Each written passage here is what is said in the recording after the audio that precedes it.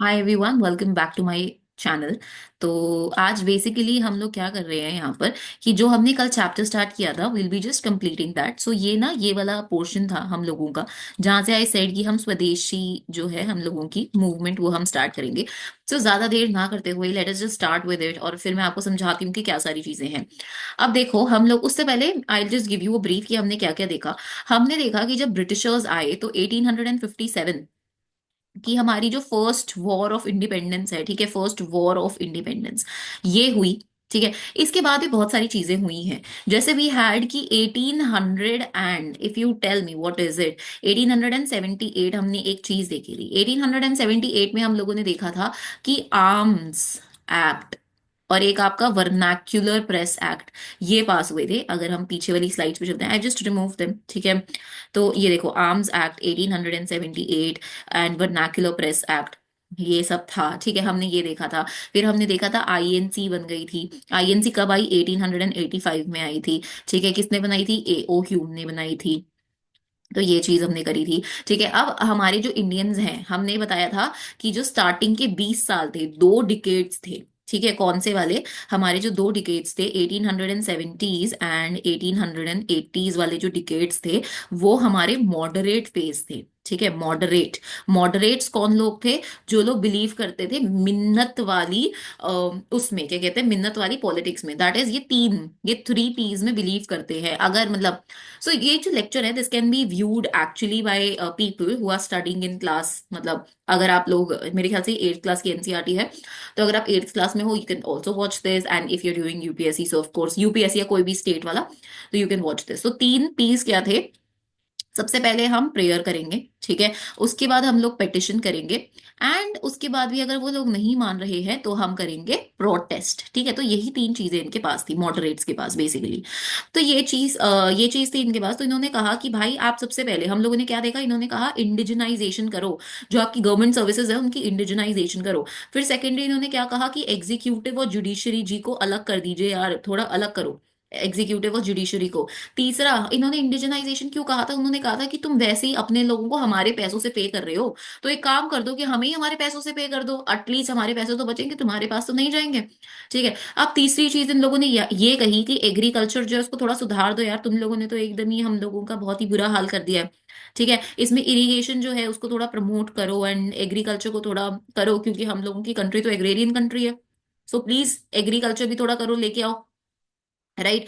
ये इन लोगों ने कहा। इसके अलावा इन लोगों ने और क्या सारी चीजें कही है, अगर आपको याद हो, इन लोगों ने कहा कि भाई थोड़े वेलफेयर रिफॉर्म्स लेके आओ जी। वेलफेयर के लिए लोगों के लिए कुछ ना कुछ तो लेके आना पड़ेगा आप लोगों को। इन लोगों ने कहा कि जो तुम अपने मिलिट्री एक्सपेंडिचर्स कर रहे हो, मिलिट्री पर जो तुम खर्चा कर रहे हो, और वो भी तुम अपनी कंट्री से नहीं लगा रहे हो, वो भी तुम हमारी कंट्री से लगा रहे हो, उसको थोड़ा तुम नीचे करो यार, मिलिट्री एक्सपेंडिचर को कम करो और लोगों के वेलफेयर में ये चीजें ज्यादा लगाओ। तो इन लोगों ने ये चीजें कही। ठीक है। तो हम लोगों ने कहाँ पे देखा, देखो हमने ये मार्क करा था ना कल, कि the first 20 years of moderate in its objective and methods and legislative councils be more representative, इन लोगों ने बोला। तो ये चीज, और इन लोगों ने ये भी बोला कि जो आर्म्स एक्ट तुमने लगाया है और जो हमें स्पीच और एक्सप्रेशन है ये थोड़ा दो। ठीक है। So they said all of these things. अब ये था। ठीक है। अब यहाँ पे freedom is my birth right, ये हमने देखा। Who said this? तिलक। ठीक है, बाल गंगाधर तिलक ही सेड कि स्वराज मेरा जन्मसिद्ध अधिकार है और मैं इसको लेकर रहूंगा। ठीक है। अब ये जो स्वराज की बात है, this is an additional information that you can actually imbibe in your answers, in this is the first thing. तो ये जो स्वराज है, ये टर्म कहाँ से आया? Swaraj is self rule. ठीक है, ये सेल्फ रूल है। तो ये कब आया है? ये आता है 1906 में। एक हमारी मीटिंग होती है कांग्रेस की। कहाँ पर होती है? ये मीटिंग होती है हम लोगों की कांग्रेस की इन कैलकटा। ठीक है, कैलकटा। एंड आपके जो दादाजी है, दादा भाई नरोजी, ठीक है, नरोजी जो है वो इसके प्रेसिडेंट थे। तो उन्होंने और बाकी सब लोगों ने बोला कि अब हम स्वराज के लिए फोकस करेंगे। ठीक है, सो दिस वाज वन थिंग। चलो, अब याद है स्वदेशी पे जल्दी से कंप्लीट करते हैं। सो इन 1905 viceroy Curzon partitioned Bengal, and at that time, Bengal was the biggest province of British India and included Bihar and other parts of Odisha. ठीक है, तो उस टाइम पे, अब देखो, इंडिया का मैप अगर हम बनाए, so what can you see, like India के मैप से हम लोग क्या देख सकते हैं चीजें, that is what you have to see out here.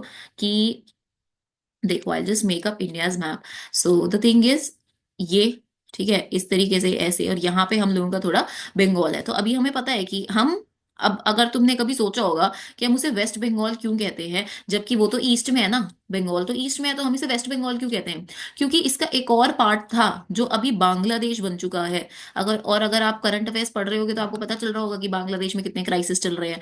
ठीक है, तो ये चीज है। तो हमने क्या किया, इन लोगों ने क्या किया, बांग्लादेश को मतलब इन लोगों ने बंगाल को पार्टीशन कर दिया 1905। वॉइसरॉय कौन था, कर्जन था, उन्होंने पार्टीशन कर दिया बंगाल को। एंड बंगाल उस टाइम पे सबसे बड़ा स्टेट या प्रोविंस कह सकते हैं वो था, जिसमें बिहार और उड़ीसा दोनों थे। The the British argued for dividing Bengal for the reasons of administrative convenience।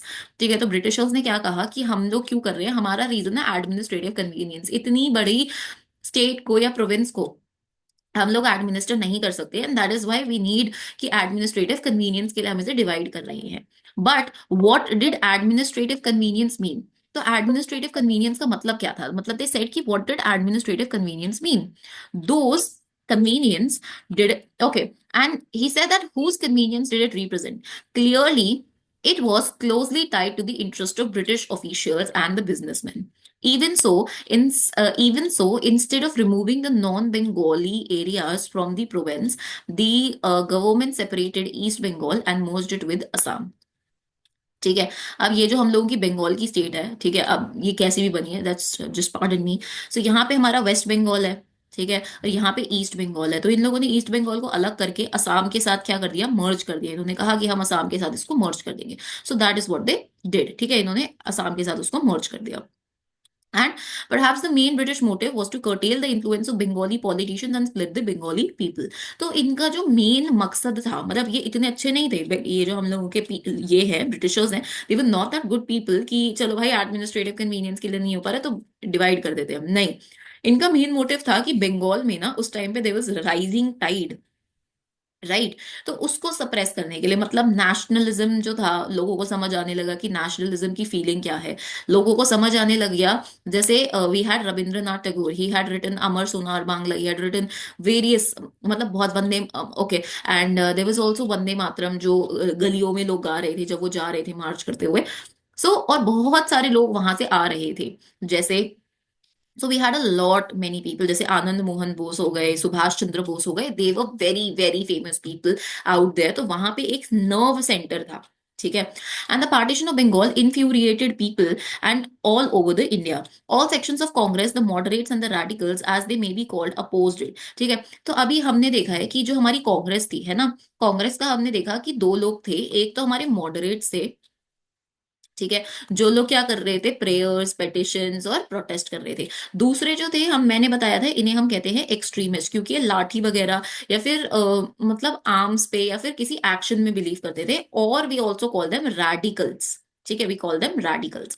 तो ये सबने अपोज करा इनको। Large public meetings and demonstrations were organized and the noble method of mass protest developed. The struggle that unfolded came to be known as the swadeshi movement, strongest in Bengal but with echoes everywhere else too. In Deltic Andhra, for instance, it was known as the Vande Mataram movement। ठीक है, तो ये एक important चीज है, ये आपको उसमें नहीं मिलेगी जो आपकी मॉडर्न हिस्ट्री वाली है, ठीक है, Bipin Chandra, it is not there, this term has not, is not mentioned out there कि आंध्र प्रदेश में भी had this Vande Mataram movement. So this is very important, you can get this thing here. ठीक है, तो यहाँ पे क्या है कि ये जो मूवमेंट थी बंगाल के पार्टीशन होने की, उसको हम कह रहे थे स्वदेशी मूवमेंट। एंड आंध्र प्रदेश में it was called Vande Mataram movement, right. And you can see स्वदेशी मूवमेंट में लोग कैसे निकल रहे हैं, इन सो मच, लाइक इतने ज्यादा लोग निकल रहे हैं। And then you have the swadeshi movement sought to oppose the British rule and encourage the ideas of self help, swadeshi enterprise, national education and use of Indian language. तो अब लोग जो थे, उन लोगों ने कहा कि हम लोग क्या करेंगे, हम लोग अपनी एजुकेशन करेंगे। अपनी एजुकेशन के लिए बहुत सारे कॉलेजेस खुले, ठीक है, जैसे एक आपकी ना नेशनल काउंसिल ऑफ एजुकेशन हुई, एक आपका आपका नेशनल कॉलेज ऑफ बंगाल हुआ, ठीक है, नेशनल कॉलेज ऑफ बंगाल, ये डिफरेंट डिफरेंट कॉलेजेस खुले। and the use of Indian language to fight for Swaraj. Swaraj is self rule. The radicals advocated mass mobilization and boycott of the British institutions and goods. Some individuals also began to suggest revolutionary violence would be necessary to overthrow the British rule. तो यहाँ पे जो radicals है, जो extremist है, जो believe करते हैं action में, उन्होंने बोला कि हम लोगों को जो ब्रिटिश इंस्टीट्यूशंस हैं, मतलब जैसे कॉलेजेस हैं, स्कूल्स हैं, कोर्ट्स हैं, ठीक है, उन सबको हमें बॉयकॉट करना चाहिए, हमें उनका मतलब हमें उसमें अपनी सहायता नहीं देनी चाहिए, एंड मास मोबिलाइजेशन हम लोगों को चाहिए, करना चाहिए। एंड ऑल्सो इन्होंने कहा, कुछ कुछ लोग तो कह रहे हैं हमें रेवोल्यूशनरी वायलेंस करना चाहिए, and what's that, the use of violence to make a radical change within society, की मतलब आप दंगे फसाद करो जिससे थोड़ा चेंज आए। ठीक है। अब आता है the opening decade of the 20th century. 20th century मतलब 1900, इसका जो ओपनिंग डिकेड था वो marked by other developments as well. A group of Muslim landlords and nawabs form the, yes, so हमारे पास ना ये आती है AIML, इसको हम कहते हैं ऑल इंडिया मुस्लिम लीग। ये भी फॉर्म होती है, दिस वाज आल्सो फॉर्म्ड, ठीक है, कहाँ पे, ढाका में, इन 1906, 1906 में। ठीक है। एंड अगर आप देखो तो हमारा जो पार्टीशन है वो 1905 में हुआ है, बंगाल का पार्टीशन, वेयर एज जो ऑल इंडिया मुस्लिम लीग है वो 1906 में बनी है। ठीक है। और कहाँ पे बनी है, ढाका में बनी है, दैट इज जो आपका कैपिटल है किसका, बांग्लादेश का। The league supported the partition of Bengal. अब लीग ने कहा कि भाई हम तो सपोर्ट करते हैं पार्टीशन ऑफ बंगाल, और क्यों कर रहे थे, क्योंकि वो जो एरिया है बांग्लादेश वाला, वहां पर मुस्लिम्स जो थे वो मेजोरिटी में थे, और ब्रिटिशर्स ने उनको उकसाया हुआ था कि तुम्हारे लिए एक नेशन हो जाएगा, जो तुम्हें राइट्स नहीं मिल रहे हैं वो मिल पाएंगे, ये सारी चीजें। ठीक है। So the League supported the partition of Bengal. It desired separate electorates for Muslims, a demand conceded by the government in 1909. Some seats in the councils were now reserved for Muslims who would be elected by Muslim voters. ठीक है। अब इन लोगों ने क्या बोला, ये जो league है ऑल इंडिया मुस्लिम लीग, इन लोगों ने कहा कि भाई हम लोगों को ना थोड़े सेपरेट इलेक्टोरेट्स चाहिए। सेपरेट इलेक्टोरेट्स क्या है, कि सेपरेट इलेक्टोरेट्स में आपके जो मुस्लिम्स हैं उनको मुस्लिम्स ही वोट करेंगे, हिंदूज या क्रिश्चियंस या सिख्स या और कोई वोट नहीं करेगा इन्हें। ठीक है। So that is what they said. And इनकी जो डिमांड है वो कब एक्सेप्ट हुई, 1906 का जो एक्ट है उसमें। ठीक है। And the seats in the councils were now reserve for Muslims who could be elected by Muslim voters. This tempted the politicians to gather following distributing the favours to their own religious group. Meanwhile the Congress split in 1907। अब देखो यहाँ पे ना क्यों, अब मैं इसकी history बता देती हूँ कि क्यों है, क्योंकि ना ये एनसीईआरटी है तो इसमें इतना डिटेल में नहीं है। आई जस्ट टेल यू कि 1906 में जब ये हमारी स्वदेशी मूवमेंट चल रही थी, ठीक है, तो क्या हुआ कि दो लोग थे जो हमने भी डिस्कस करे, कौन कौन से दो लोग थे, एक्सट्रीमिस्ट और मॉडरेट्स। इनके बीच में ना लड़ाई छिड़ गई। किस चीज पे लड़ाई छिड़ गई इनके बीच में, इन्होंने कहा, एक बंदा कहता है कि हमें ना बंगाल से बाहर ले जाना चाहिए। अब ये कौन कहेंगे, बंगाल से बाहर, एक्सट्रीमिस्ट कह रहे हैं कि बंगाल से बाहर ले जाना चाहिए, मॉडरेट्स कह रहे हैं कि बंगाल में ही रखो इसको। ठीक है। तो इस बात पे इनकी लड़ाई छिड़ गई, और अब क्या हुआ कि कांग्रेस जो है वो उसका बंटवारा हो गया, and there was a split in the Congress in 1907। और ये कहां पर हुआ, ये हुआ सूरत में, तो इसको हम सूरत स्प्लिट के नाम से जानते हैं। The moderates were oppose to the use of boycott. They felt that it involved the use of force. After the split, the Congress came to be dominated by the moderates, with Tilak's followers functioning from outside. ठीक है। अब जो तिलक जी है हमारे, बाल गंगाधर तिलक, ये जो थे ये थे हमारे एक्सट्रीमिस्ट, या इनको हम रैडिकल बोल सकते हैं। तो अभी जो कांग्रेस स्प्लिट हुई है उसमें कांग्रेस के अंदर कौन लोग थे, मॉडरेट्स थे। ठीक है, मॉडरेट्स अंदर थे, और एक्सट्रीमिस्ट तो भाई बाहर से ही कुछ ना कुछ कर ही जा रहे थे। ठीक है। The two groups reunited in December 1915। So साथ में हुआ, एंड 8 years के बाद दोनों ग्रुप्स यूनाइट हुए। Next year the Congress and the Muslim League sign the historical Lucknow pact and decided to work together for representative government in the country. ठीक है। और 1916 में जो हमारी कांग्रेस है और जो हमारी मुस्लिम लीग है, इन्होंने मिलाया हाथ और इन्होंने कहा कि अब हम कंट्री के लिए काम करेंगे। अब आते हैं मास नेशनलिज्म पे। ठीक है। So in after 1919 the struggle against British rule gradually became a mass movement involving peasants, tribal students, and women in large number, and occasionally factory workers as well. Certain business groups too began to actively support the Congress in 1920s. Why was this so? The First World War altered the economic and political situation in India. It led to huge rise in the defense expenditure of the government of India. The government in turn increased the taxes on individual incomes and business profits. ठीक है, increased military expenditure and the demands for war supplied led to sharp rise in the prices, which created great difficulties for the common people. On the other hand, business groups reaped fabulous profits from the war. As you have seen in chapter 6, the war created a demand for the industrial goods, jute bags and rails, and caused a decline of imports. ठीक है, and caused a decline for imports from other countries into India. अब देखो क्या हुआ कि हमारा first world war था 1914 का, पता है आपको, फर्स्ट वर्ल्ड वॉर था. तो जब ये वर्ल्ड वॉर हुआ है हम लोगों का, तो यहाँ पे क्या हुआ है, बिजनेसेस तो भाई बहुत ज्यादा फ्लरिश करे हैं, क्योंकि डिमांड बढ़ गई. किस चीज की डिमांड बढ़ गई हम लोगों की? हमारी रेल्स की, हमारी क्लॉथ की, कॉटन की, इन सबकी डिमांड बढ़ गई. बट जो कॉमन मैन था, ठीक है, कॉमन पीपल थे, उन लोगों के लिए बहुत ज्यादा प्रॉब्लम हो गई, क्योंकि टैक्सेस बढ़ गए, ठीक है, प्राइसेस बढ़ गए. तो ये बहुत ज्यादा प्रॉब्लम हो गई. राइट, तो ये एक चीज है. Indian industries expanded during the war and the Indian business group began to demand greater opportunities for development. The war also led to British to expand their army. Villages were pressurized to supply soldiers for an alien cause. ठीक है, अब क्या हुआ कि business business या फिर जो आप लोगों के बाकी लोग हैं, ठीक है, जो इंडस्ट्रीज है, बिजनेस और इंडस्ट्रीज, वो तो चलो भाई इनकी तो वाह वाह हो गई. बट अब ना हम लोगों को आर्मी जो है वो भी एक्सपैंड करनी है ना. We needed to expand the army. So यहाँ पे क्या हुआ, pressurise to supply soldiers for an alien cause. तो अब ना यहाँ पे ये जो आर्मी वाले हैं, जो ब्रिटिशर्स हैं, वो कह रहे हैं, वो किसको कह रहे हैं, वो कह रहे हैं विलेजर्स को. विलेजर्स को क्या कह रहे हैं, विलेजर्स को कह रहे हैं कि भाई तुम आदमी सप्लाई करो, सप्लाई मेन. और उनको नहीं पता था किस चीज के लिए, बस सप्लाई करनी है. A large number of soldiers were sent to service abroad. Many returned after the war with understanding of the ways in which the imperialist powers were exploiting the people of Asia and Africa, and with a desire to oppose the colonial rule in India. ठीक है, अब क्या हुआ, बहुत सारे लोग बाहर गए थे वॉर के लिए.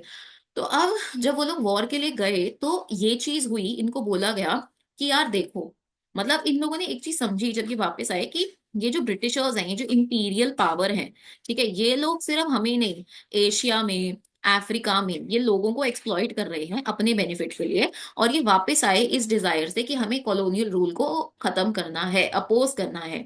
Furthermore in 1917 there was a revolution in Russia. News about peasants and workers' struggle and ideas of socialism circulated widely, inspiring Indian nationalists. ठीक है, तब रशियन रेवोल्यूशन के कुछ आइडियल्स है, मतलब वैसे भी हमारी जैसे सोशलिस्ट हो गया, ठीक है, and we also have like बहुत सारे आइडियल्स है, लिबर्टी हो गया, फ्रैटर्निटी हो गया, ठीक है, जस्टिस हो गया. ये डिफरेंट डिफरेंट हम लोगों के आइडियल्स हैं ही, ठीक है. उसके बाद आता है एडवेंट ऑफ महात्मा गांधी. अब आते हैं Mahatma Gandhi into play. So this is an okay. It is in these circumstances that Mahatma Gandhi emerged as a mass leader. As you may know, Gandhiji, aged 46, arrived in India in 1915 from South Africa, having led Indians in that country in a non-violent march against the racist restrictions. He was already a respected leader, known internationally. His South African campaigns had brought him to the contact with various types of Indians: the Hindus, the Muslims, the Parsis, the Christians, the Gujaratis, Tamils, and the North Indians, and the upper class merchants, lawyers, and workers.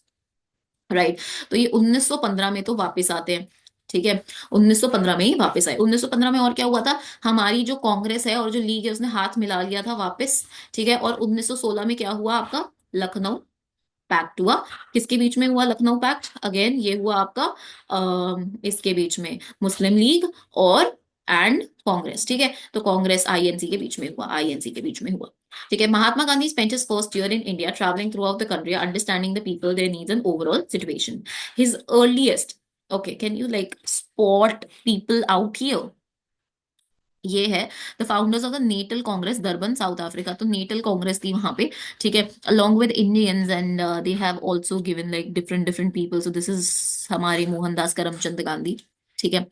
अब आते हैं interventions were in local movement in Champaran. So Champaran, ठीक है, Kheda and Ahmedabad, where he came into contact with Rajendra Prasad and Vallabhbhai Patel. In Ahmedabad, he led a successful mill worker strike in 1918.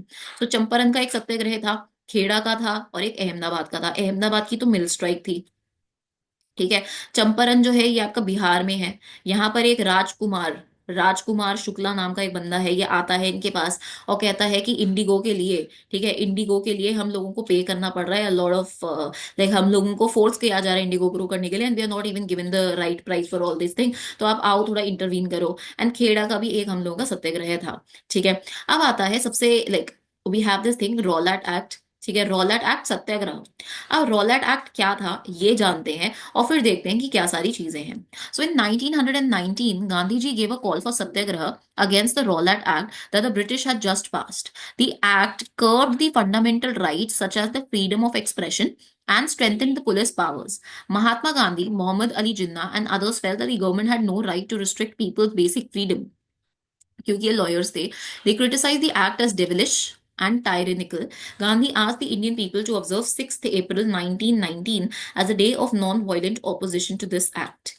ठीक है, as a day of humiliation and prayer, and हड़ताल, strike, Satyagraha सभास were set up to launch the movement. तो देखो रॉलैट act जो है, अगर तुम्हें इस पैराग्राफ से नहीं समझ आया तो ये समझो कि रॉलैट एक्ट जो है वो क्यों आया था। जो रॉलैट एक्ट था वो क्या करता था, वो ये करता था कि जो हमारे इंडियंस हैं उन्होंने कुछ भी करा है, उनको आप ट्राई मत करो, उनको सीधा उठा के जेल में पटक दो। ठीक है, तो उनकी जो भी बेसिक मतलब उनको ये बोला जा रहा था कि आपके ऊपर सेडिशन जो है वो लगा दिया जाएगा। ठीक है, आप कुछ भी कर रहे हो गवर्नमेंट के अगेंस्ट, आप कुछ भी बोल रहे हो, एंटी गवर्नमेंट फीलिंग्स अराउज कर रहे हो, तो आप पे सेडिशन लगा दिया जाएगा और आपको पटक दिया जाएगा, आपको ट्रायल का मौका भी नहीं मिलेगा। जिसको अपोज करा गांधी जी ने और मोहम्मद अली जिन्ना ने। और गांधी जी ने क्या बोला कि 6 अप्रैल 1919 को आप एज अ डे ऑब्जर्व करो। क्या कौन सा day? As a non violent day for opposition. तो बहुत सारे सत्याग्रह सभा भी इस्टेब्लिश करे गए। The Rowlatt satyagraha turn out to be the first all India struggle against the British government, although it was largely restricted to cities. ठीक है, it was restricted to cities, ये आपको देखना है। In April 1919 there were number of demonstrations and hartal in the country and the government used brutal measures to suppress them. The Jallianwala Bagh atrocities inflicted by General Dyer in Amritsar on Baisakhi Day were a part of this repression. So ना Rowlatt act आया था। ठीक है, अभी हमने क्या बोला कि 6 अप्रैल, और यहाँ पे ये कब हुआ है, हम लोगों की बैसाखी कब होती है? 13 अप्रैल। तो मतलब अप्रोक्सीमेटली 7 दिन, एक हफ्ते का, वन वन वीक का गैप था। ठीक है, so there was a gap of 1 week, right. On learning about the massacre, Rabindranath Tagore express the pain and anger of the country by renouncing his knighthood. तो रविंद्रनाथ टैगोर ने तो अपना नाइटहुड गिव अप कर दिया था। He gave up his knighthood. Knighthood क्या है? An honour granted by British crown for exceptional personal achievement in public service. तो नाइटहुड का टाइटल गिव अप कर दिया। अब ये लोगों को पता होगा कि जलियांवाला बाग मैसेकर क्या है। Jallianwala Bagh massacre, as in अगर तुम मेरा चैनल देख रहे हो, so I have made like certain shorts. अभी I recently went to Amritsar, तो वहां पे अमृतसर अगर आप जा रहे हो तो वहां पे अगर आप जलियांवाला बाग नहीं देख रहे हो, so that is a very big big thing. ठीक है, तो वहां ना जलियांवाला बाग में you have a lot of historical things. ठीक है, कि कहाँ पर गोलियां चली हुई थी तो वो गोलियों के मार्क्स हैं वहां पर। यू हैड दैट वेल जहां पर लोग कूद गए थे उस वेल के अंदर, तो उसको ना बिल्कुल रख दिया है अंदर। And how do you enter that thing, वहां पे एक पार्क बना हुआ है, and you had different people out there. ठीक है, तो ये जो जलियांवाला बाग है ना हम लोगों का, ये जलियांवाला बाग में क्या हुआ था, लोग 13 अप्रैल को इकट्ठे हुए थे किस चीज के लिए? बैसाखी मनाने के लिए। बट जो जनरल डायर है, ये जो बंदा है, इसको लगा कि लोग शायद रॉलेट एक्ट के अगेंस्ट, ठीक है, ये कुछ ना कुछ प्लानिंग प्लॉटिंग के लिए इकट्ठे हुए हैं, तो इसने क्या करा, एक ही ना वहां की एंट्रेंस है, तो उसने वो एंट्रेंस बंद करी और लोगों को घेर लिया सारे लोगों से ऐसे, और ओपन फायरिंग कर दी चारों तरफ से, और मतलब बहुत सारे लोग उस चीज में मरे हैं। ठीक है, तो ये जलियांवाला बाग का ये है। तो Jallianwala Bagh Rowlatt act almost आसपास के ही है, मतलब एक हफ्ते का डिफरेंस है।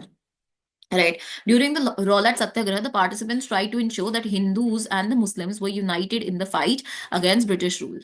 This was also called the This was also the call of Mahatma Gandhi, who always saw India as the land of all the people who lived in the country, Hindus, Muslims, and those of the other religion. He was keen that Hindus and Muslims support each other in any just cause. ठीक है, उन्होंने कहा कि हिंदू मुस्लिम एक दूसरे को support करेंगे किसी भी जस्ट कॉज में। और अगर आपको याद होगा तो हमारा जो 1857 का जो हम लोगों का ये वॉर ऑफ इंडिपेंडेंस था, उसमें हिंदूज एंड मुस्लिम्स इन्होंने बहुत अच्छे से एक साथ पार्टिसिपेट किया था। ठीक है, तो यहाँ पे भी ये कह रहे हैं कि भाई एक साथ पार्टिसिपेट करो, राइट। तो ये एक मेजर चीज है। अब I be just stopping the video right here. ठीक है, और इसी के बाद हम लोग खिलाफत से स्टार्ट करते हैं, क्योंकि देखो यहाँ पे I had just started from here, right, यहाँ से हमने स्टार्ट किया था। इस वाले पेज से, आई गेस, है ना। And we had done this also, we had done this also, हमने ये भी कर लिया।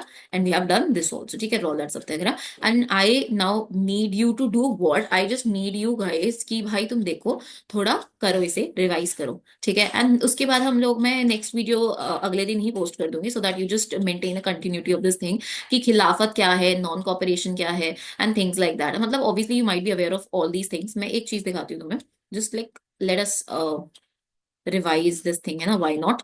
तो देखो, एक चीज देख लेते हैं, ठीक है। तो अभी हमने क्या किया, अभी हम लोगों ने एक चीज करी कि 1857 का वॉर हुआ, ठीक है। उसके बाद जो मैंने भी पहले रिवाइज करवाया, तो 1857 का वॉर हुआ, उसके बाद हमारा 1878 में आर्म्स एक्ट पास हुआ और वर्नाक्युलर प्रेस एक्ट पास हुआ, ठीक है। तो जिसमें इन लोगों की फ्रीडम छीन ली गई। तो इन लोगों ने, जो हमारे मॉडरेट फेज था, उन्होंने कहा कि भाई ये तो दो, हमें आर्म्स एक्ट को हटाओ और प्रेस एक्ट दो, हमें एक्सप्रेशन का राइट दो। उन लोगों ने कहा कि इंडिजनाइजेशन करो, ठीक है, हम चाहते हैं कि भाई हमें भी थोड़े थोड़े राइट्स दो यार, तुम क्या ही कर रहे हो जिंदगी में। फिर उसके बाद इन लोगों ने ये बोला कि आप थोड़ा मिलिट्री एक्सपेंडिचर जो है, ठीक है, मिलिट्री का जो एक्सपेंडिचर है, जी आप थोड़ा अपना कम कर दीजिए, क्योंकि हमारी ट्रेजरी से तुम निकाल रहे हो भाई, तो हमें तो कुछ तुम दे नहीं रहे हो। फिर उन्होंने कहा कि तुम थोड़ा भाई एग्रीकल्चर में भी थोड़ा सपोर्ट करो, इरिगेशन में, क्योंकि तो हमारे जो फार्मर्स हैं उनकी तो बहुत ही बुरी हालत है। इन लोगों ने ये भी कहा कि जो हमारे रेवेन्यूज हैं, जो तुम लोगों ने भर भर के लाद दिए हमारे फार्मर्स पे, हमारी रायट्स पे, उसको थोड़ा कम करो, ठीक है। सो इन लोगों ने ये सारी चीजें डिमांड करी। इन लोगों ने ये भी कहा कि आपका जो एग्जीक्यूटिव है एंड जो हमारा जुडिशरी है, उसको थोड़ा अलग कर दीजिए। So they said all of these things. अब हमने आज पढ़ा स्वदेशी। स्वदेशी जो है ये कब आया, स्वदेशी अगर आपको याद हो तो 1905 में आया। क्या हुआ था इसमें, बंगाल जो था वो स्प्लिट हुआ था। किस में स्प्लिट हुआ था, वेस्ट बंगाल में स्प्लिट हुआ था और ईस्ट बंगाल में स्प्लिट हुआ था, ठीक है। अब इसमें आपके बिहार और उड़ीसा, ठीक है, वो अलग कर दिए गए थे, और उस टाइम में उड़ीसा बोलते थे, और ईस्ट बंगाल के साथ हमने ऐड कर दिया था असम को as a thing. So this was one thing. उसके बाद हम लोगों ने देखा कि बहुत सारी और भी चीजें हुई। जैसे हम लोगों ने देखा कि हमारा जो है 1907 में हम लोगों ने कांग्रेस जो है, उसमें क्या हो गया, स्प्लिट हो गया, ठीक है। कांग्रेस मॉडरेट्स और एक्सट्रीमिस्ट की वजह से स्प्लिट हो गया कांग्रेस के अंदर, और वो कब रीयूनाइट हुए, 1915 में यूनाइट हुए वो लोग वापस से। और अगर ये बीच में एक और चीज है, 1906 में आपकी जो ऑल इंडिया मुस्लिम लीग है वो बनी। फिर 1916 में आपकी जो कांग्रेस है और जो आपकी मुस्लिम लीग है, इन्होंने कहा चलो भाई भाई भाई बन जाते हैं एक साथ, फॉरेनर्स को भगाएंगे, ठीक है, ये अंग्रेजों को भगाएंगे। So this was one thing कि इन लोगों ने हाथ जोड़े, मतलब हाथ मिलाए, और लखनऊ पैक्ट जो है तो वो साइन कर दिया, ठीक है। तो ये चीज और भी है। उसके बाद हम लोगों ने क्या देखा है, उसके बाद और भी बहुत सारी चीजें हैं। तो ये हो गया हमारा, ठीक है। एंड आफ्टर दैट हम लोगों ने देखा कि यार देखो, एक सेपरेट इलेक्टोरेट्स जो है, ठीक है, सेपरेट इलेक्टोरेट्स जिसमें सिर्फ जो मुस्लिम है वो मुस्लिम को वोट करेंगे, वो इन लोगों ने दिए 1909 में, जिससे वो लोग क्या कर सके, डिवाइड एंड रूल। ये इनका मेन मकसद था कि हम लोगों के बीच में फूट डालेंगे और रूल करेंगे, ठीक है। जो जो काम डिफरेंट डिफरेंट फैमिली मेंबर्स कर पाते हैं एट टाइम्स। सो ये डिवाइड एंड रूल का ये चीज है, ठीक है। तो ये चीज हो गई हमारे पास। उसके बाद आते हैं हम, अगर तुम्हें याद हो तो, रॉलैट एक्ट पे, ठीक है, रॉलैट एक्ट पे आते हैं। तो रॉलैट एक्ट हुआ हम लोगों का। रॉलैट एक्ट जो है यार, आप देखो, रॉलैट एक्ट के लिए गांधी जी ने कहा कि 1900, जस्ट मिनट, 1919 जो है, यस। सो महात्मा गांधी सेड कि 1919 जो है, इसमें क्या हो पा रहा है, अगर आप देखो तो 1919 में what is happening as a thing was कि आप, ठीक है, 6 अप्रैल जो है उसको आपको क्या रखना है, I think there is some issue with this thing, कोई नहीं, मैं ऐसे बोल देती हूँ। तो 6 अप्रैल को हम लोगों को क्या करना है, 6 अप्रैल को हमें मनाना है एक ऐसा दिन जहाँ पे हम रॉलैट एक्ट को अवॉइड कर रहे हैं। एंड देन आफ्टर रॉलैट एक्ट हम लोगों का जलियांवाला बाग जो है वो हो गया। जलियांवाला बाग के लिए you can also watch that, जो मैंने बनाई है, ठीक है, reel, you can watch that, you look at the thing कि कैसा दिख रहा है, ठीक है। सो जलियांवाला बाग हुआ जहाँ पे जनरल डायर ने सबको अटैक कर दिया, ठीक है। सो उसके लिए फिर आगे क्या होगा वो हम करेंगे नेक्स्ट वीडियो में, ठीक है। सो मैं पिछली वीडियो में बोलना भूल गई थी, if you just like the lecture, ठीक है, अगर आपको पसंद आया lecture, if you really like it, then do share, like, comment, subscribe to my channel, ठीक है, so that I also get a motivation कि ठीक है यार, I have to make videos. And that was all up from my side. Thank you so much and bye bye. अगर तुम लोगों को कोई इश्यूज है, so you can already, like, you are very welcome, you can just post them on the comment section, ठीक है, in the comment section you can post all of those things.